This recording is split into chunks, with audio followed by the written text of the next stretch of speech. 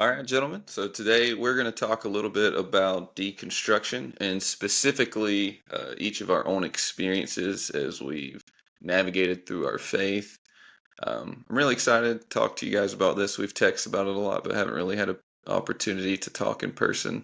Well, so let's get us going with what is some experiences that led up to you to start questioning your faith? Um, so for me, it was a long process. It happened, it probably was over a decade. I mean, it was over a decade. I started questioning things about the time I became a youth pastor, maybe a little before, which was in 2012, I believe. So it's been a very long time. But for me, some of the things that I guess got me started asking questions um, was just experiencing different brands of Christianity to begin with. So we had always grown up very fundamentalist, very Assemblies of God, Pentecostal. And once I started hearing other preachers or um, reading other books by Christians who didn't believe exactly like I did, that kind of started just getting my foot in the door to asking some questions like, hey, why don't we all believe the same thing if we have the same book here? You know, we're all supposed to be Christians. We're all supposed to be following the same guy. We have the same book. Why do we disagree on things? So from there, I guess if you think of your perspective kind of like a circle, my circle kind of started widening a little bit. Started reading more about some Baptist authors, or started reading more Catholic stuff, and there's a big difference there. So within Christianity, my perspective got broader and I started noticing a lot of differences, which made me question even more things. Um, and I remember specifically, I found this website online. It's called sermonindex.com or sermonindex.net or something. And it had a lot of forums with Christians just discussing different kind of issues. And I always loved getting on there, just debating and talking to people about stuff.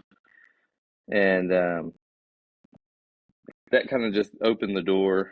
I started reading other books, and I went from just broadening my perspective within Christianity to then I thought, hey, well, what about all these other religions out there? So I started reading more texts outside of Christianity. Started reading more about like Buddhism, Hinduism, uh, Islam. I would read books about those, and that kind of broadened my perspective even more. And I think the biggest thing after that would be science. I used to be really hardcore creationist. We believe 6,000 years ago God created the earth. You know, there was a flood. 8 people survived it. Everything's come from the flood. Uh, I mean, I was die hard on that. And once I got into just becoming more interested in science because I wanted to be able to defend that, but I also wanted to know the truth. I didn't want to just spout off what I had heard on Kent Hovind videos. So I really wanted to understand things for myself, and that led me into a much broader interest in science, which I learned a lot from. I started going to college, learned a lot there, and just as my circle of perspective kept broadening, um, my I guess trust in what I was originally taught became smaller. So that was kind of my journey through starting off with small questions, and I have moved on to much larger questions now, and that's kind of where I'm at. I think for me, I grew up in a Baptist church when I was a kid, and then we eventually moved to a Pentecostal church whenever uh, I got in high school. But I think a lot of it I can piggyback off of TJ for what he said because a lot of it is exactly the same. Um, the whole creationist thing. Like we are taught in high school the science and all that, but I think a lot of it, um, it's hard to, I guess, really believe whenever you are set in your ways with church because it kind of go against a lot of that. Um, so it was really hard for me to, I guess, believe science and stuff. But growing up, I mean, up until I kind of stopped going to church, it was always hard for me to really get involved and not really believe in everything, but it was just hard for me to go all in. I just felt like there was something there that I don't know, I couldn't really. It was all of it was just hard for me to believe. I don't really know what it was, but um, anyway, I think I really started questioning stuff once I moved away, got out of where we grew up at, and just saw the world differently, I guess, with how um, just people are in different parts of the world. I think once I stopped going, obviously, is when I started having more questions and I started uh, doing research on my own and listening to people who weren't in church but knew a lot about the Bible. They went to school and studied the Bible, listening to their thoughts and ideas on everything. Um, it just kind of opened my eyes up a little bit to how other people think, and not just listening to someone who is paid to preach to you every Sunday. Um, so that's when I really started questioning a lot of things, and the ones that I did ask the questions to, you just can't really get a direct answer. Mm. So I've just been doing my own little research, talking to y'all, getting more knowledge because y'all obviously know I'm not a Bible reader, so a lot of y'all are, you know a lot more than I do. So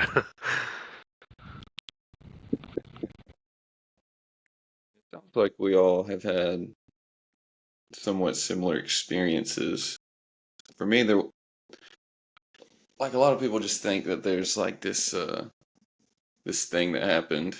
Like if you start to question your faith or whatever, like somebody hurt your feelings at church or you're mad at God or something. But it was just these little instances over time that started adding up to me. Like really, I need to take a step back and really figure out, what I really believe. So there are several little things that added up over time, and a couple really stick out in my mind. After I graduated high school, I did a missions internship with a church in Ireland, and I was there for 2 months. And there was a bunch of other interns there from all over the world, from Latvia, South Africa, of course, the U.S. and Ireland. And we would have discussions, like talk about our beliefs and stuff. And I was able to, tell them what I believed, and they would be like, "Well, why do you believe that?" And I would have no answer because it really wasn't my beliefs; it's just what I'd always been taught. I could just, regurgitate what I'd been told on Sunday morning, but if you question that, I'm like, why are you questioning? Like, I didn't really even know there were different perspectives or different interpretations of Christianity. So when I came back home, I really wanted to focus on figuring out what I did believe.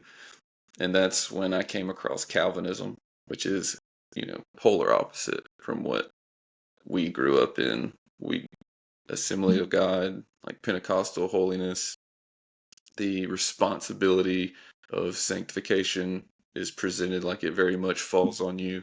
And Calvinism's pretty much the exact opposite of that. Like it's all falls on God. And so like reading about Calvinism, it was just kind of like felt like I'd been lied to. Like, how is there a completely different perspective on Christianity and no one thought to mention that? It was like, it really created this sense in me of like, I can't just take what pastors say or what someone says because they have a microphone or they have a Bible degree or whatever. Like, I need to look for myself because there's so many different interpretations of just one passage of the Bible. And so I really wanted to figure out what I believed personally, not what I was told or taught to believe. And the second moment was the second thing that really stands out is the last church that I was at. One of the things that they allowed us to do is they gave us the opportunity to go to counseling. And this was like a really eye-opening experience for me because I had never done anything like that. And so I start going to counseling. I'm walking, through all my junk with my counselor, and just being able to unpack all that. It was like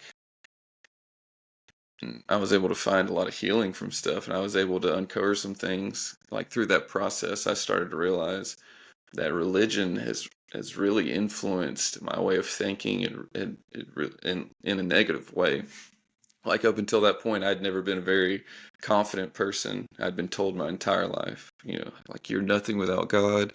Um, you know, in and of yourself, you can't do anything. And it's this incredible blessing that despite you being worthless, God still wants something to do with you. And it's just, I don't know, just these moments like that, things like that, uh, led up to me really being like, I think I really have to have a conversation with myself about the things that I believe. And it got to the point where I was on staff at a church and I just had to have a conversation with my pastor. And I was like, I, I started to feel like I was playing a role in a movie. Like I wasn't living my life. And I'm getting up on stage and telling these kids to believe things that I have questions about myself. And I just felt like a really disingenuous person. And I didn't want to be that person. I was like, look, I think I need some time to just step back and figure things out.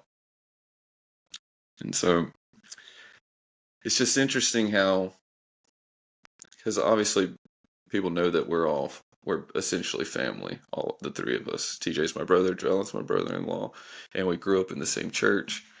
But we all started to have experiences completely uninfluenced by the other. It wasn't like we got together and talked about it and it opened the door for another one of us. It was like individually we started to question things as we were navigating through our faith. And then one day it got brought up somehow. We were all realized that we were kind of in the same boat, which I think is pretty interesting. Yeah, that's very crazy. Because I know that's the first thing people are going to say is like, "Oh, your big brother or your friend, started questioning things, so that's why you're questioning things too." But it really was like an individual thing, and then we kind of figured out that we were all on the same path. Pretty cool. Yeah, I agree. I mean, I remember for a long time, I just didn't tell anybody anything. I just kept to myself. I would read books and research stuff on the internet. But as far as like talking to you guys or even talking to Chelsea, I didn't want to give any hint that my thoughts were wandering, I guess you could say. Like questions were creeping in. Um, Yeah, but yeah, I don't even remember how we started talking about our I don't change either. of ideas, but I our remember our we shift. did the uh, we did the challenge because I had this idea that I there was no argument I could present to convert TJ. So I had this idea Yeah, like, that but did you think I was not a Christian, but or no, I just wanted you to, we weren't I going don't to know, church, I take it. guess, at the time? And Yeah, I think I felt like I wanted you to take it more serious. So what was it, like a week that we said we would do? I gave you a yeah, something challenge like to like that. read a certain amount of scripture for a day, and then do And do a journal. one Yeah, I remember kind you. act or something and journal it. and then you would give me like an article or something to read, and it Hmm. was from me answering those questions that you were like, "Oh, we don't believe that different." Like, "Oh, we don't."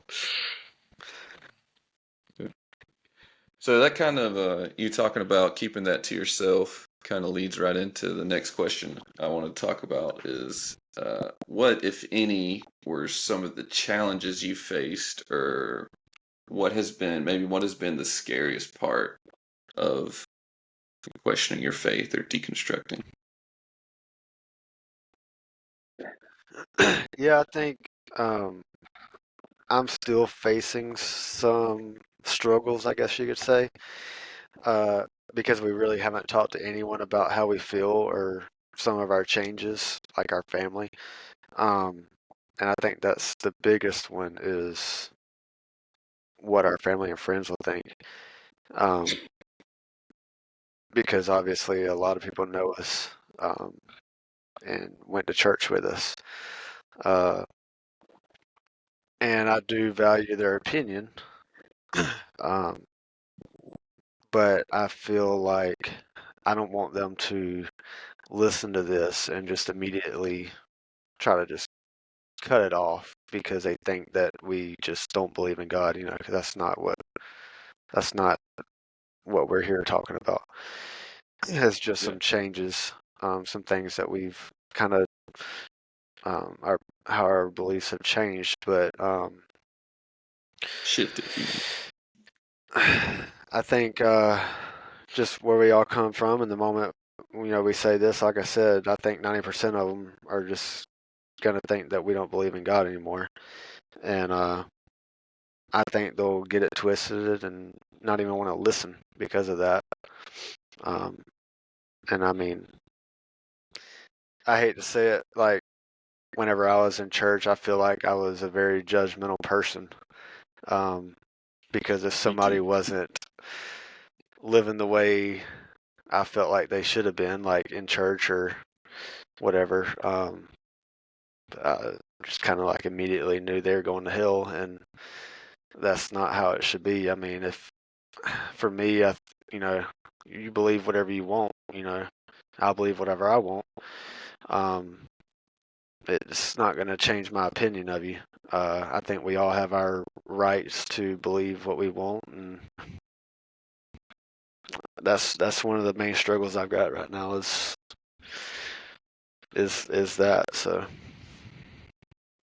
Yeah, well, I think, like you said, you think a lot of people will just tune us out, not be interested, and you know, whatever. But I think it may open the door for people who also have questions but are scared to say they have questions. Because that was my biggest struggle for a long time was just trying to keep it a secret. I was still, when I first started asking questions, I was a youth pastor.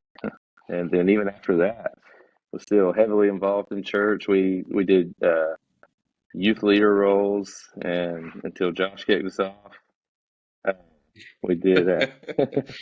We That'll be an we episode within itself.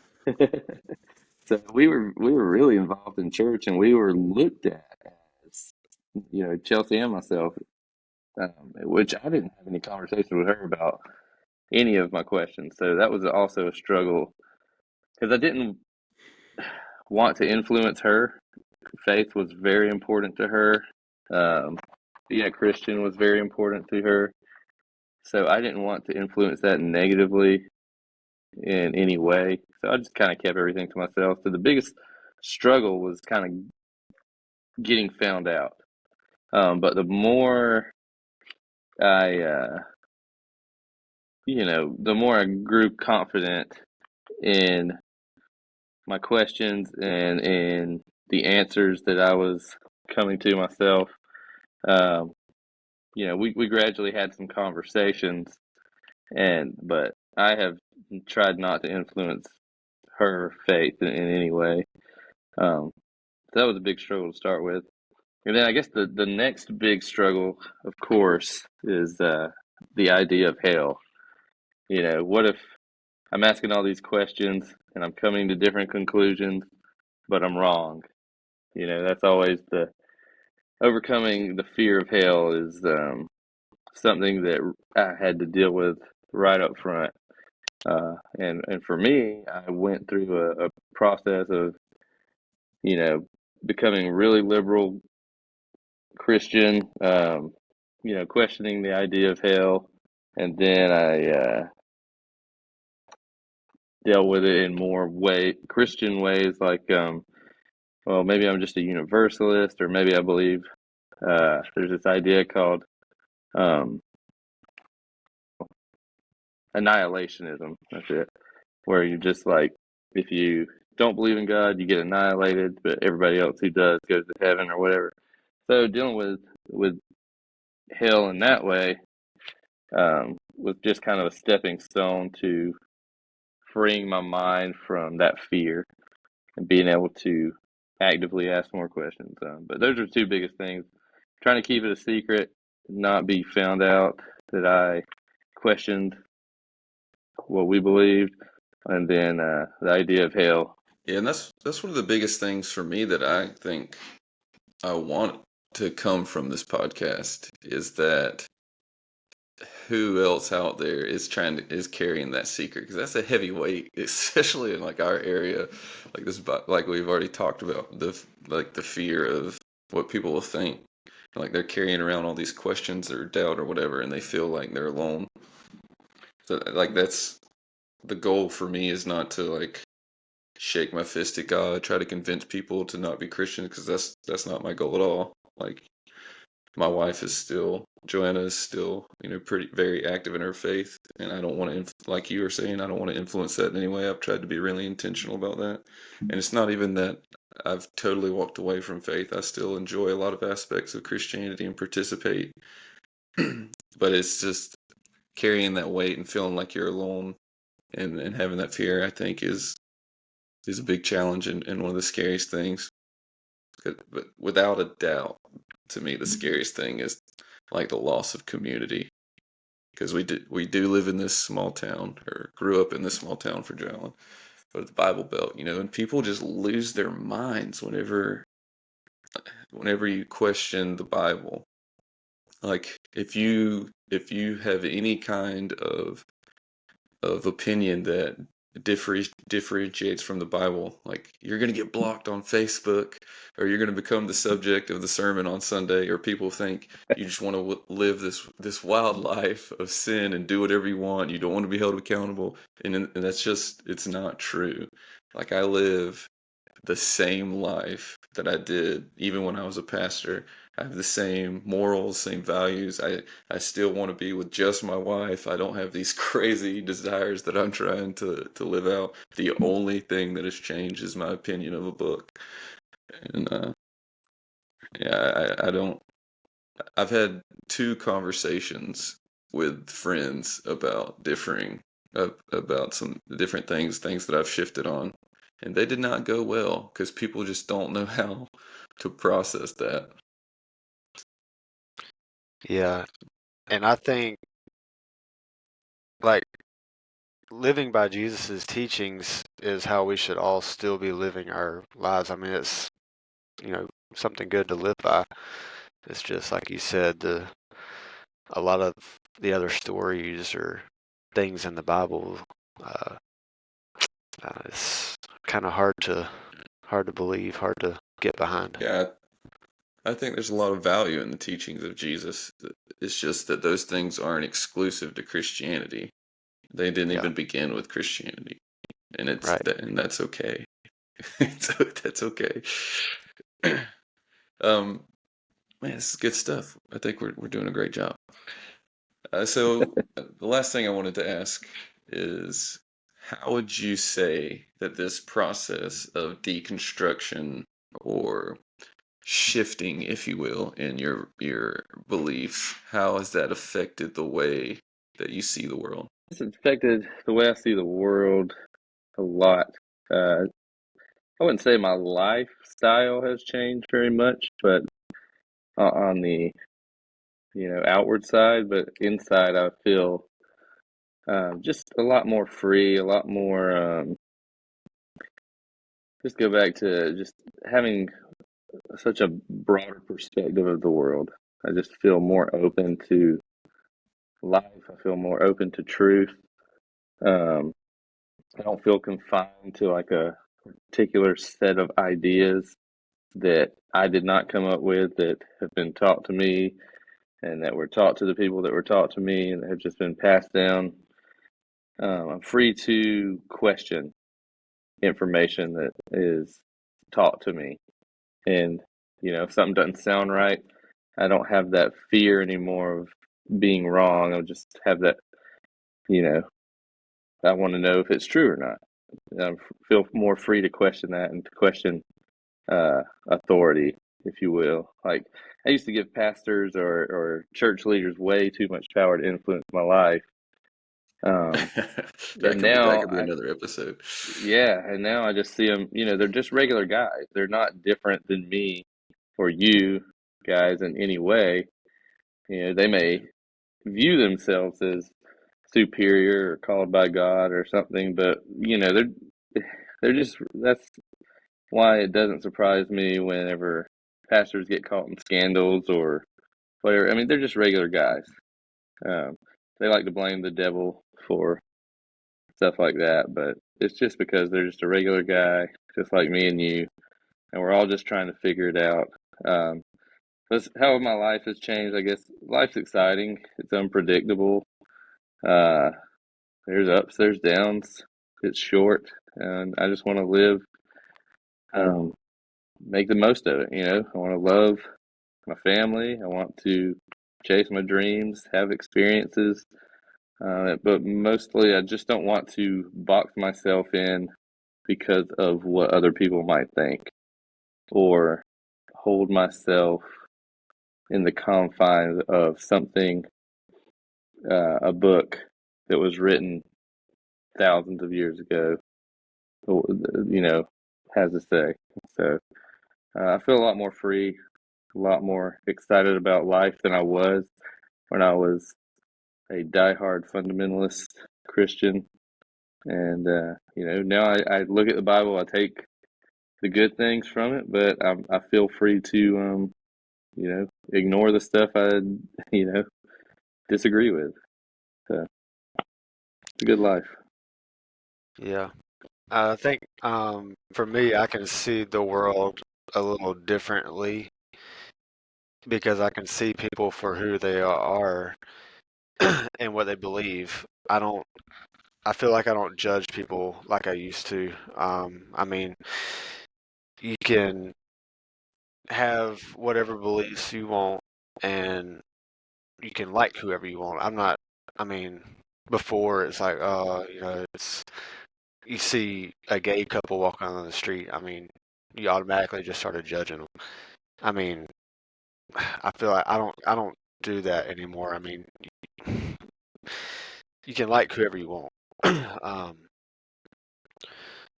I feel like the big thing is I feel like I'm not living in fear anymore.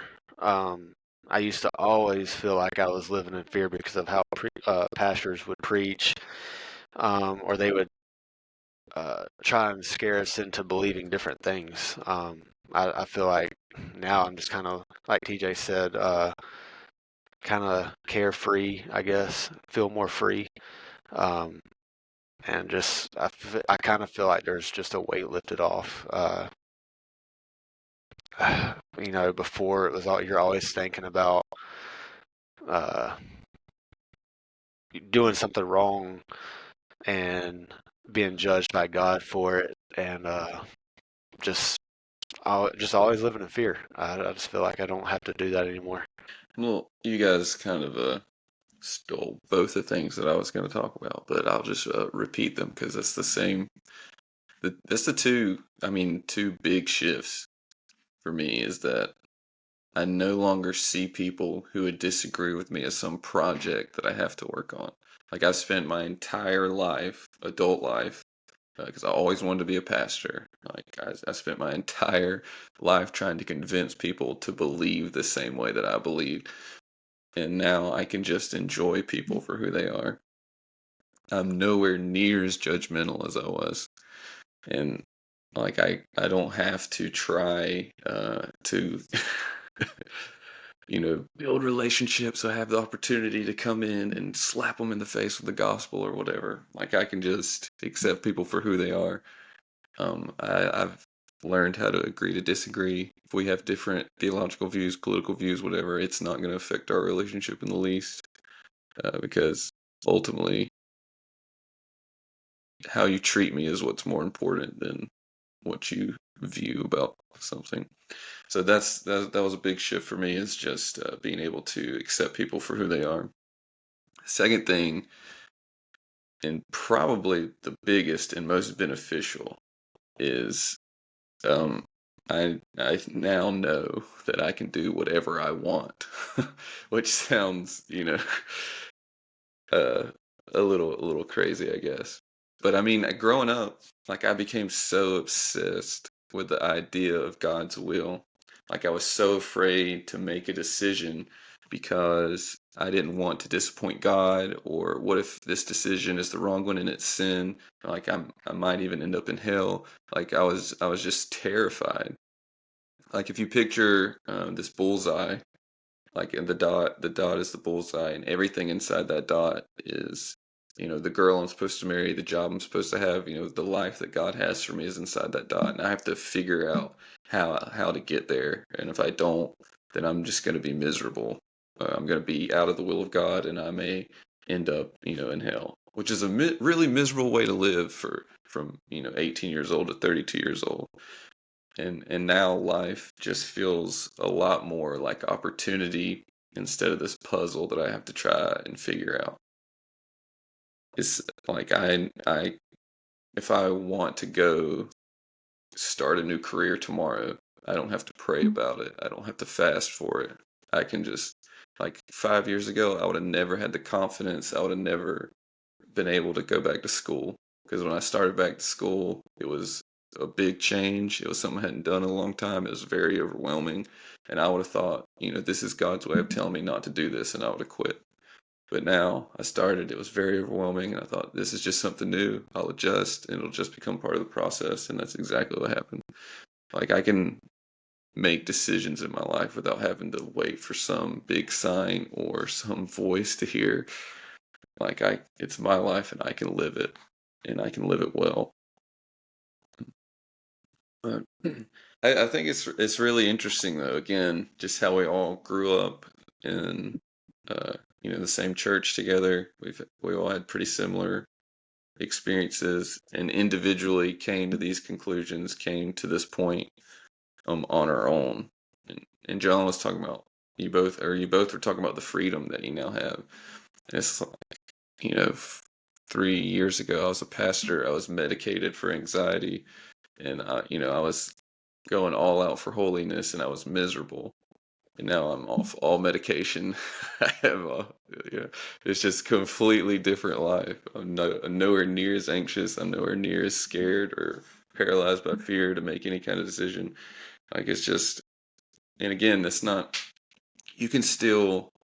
I don't know why I feel the need to clarify this, but I think you can still have faith, be active in your faith, and ask these questions, or shift in your thinking. It's not that we're out here trying to disprove Christianity or convert everyone, or deconvert everyone. There are a lot of people who go through a deconstruction process, and their faith comes out stronger on the other side. It's just, this is our personal journey of how we've navigated through our faith, where we are, and it's still ongoing. Any last words from you guys? Yeah, like you said, I think you can 100% still be a Christian and question things you're taught. Question what you heard Sunday morning from the pulpit, or question something you read in the Bible. Uh, you may have to shift your ideas of things like inerrancy or infallibility, but you doesn't mean you have to throw out your whole faith. You can still be a Christian and challenge what you're taught. I mean, and I think that's a good thing to do for a lot of reasons that we can discuss in future episodes. But Yeah, I think it'll help all of us grow in a way too.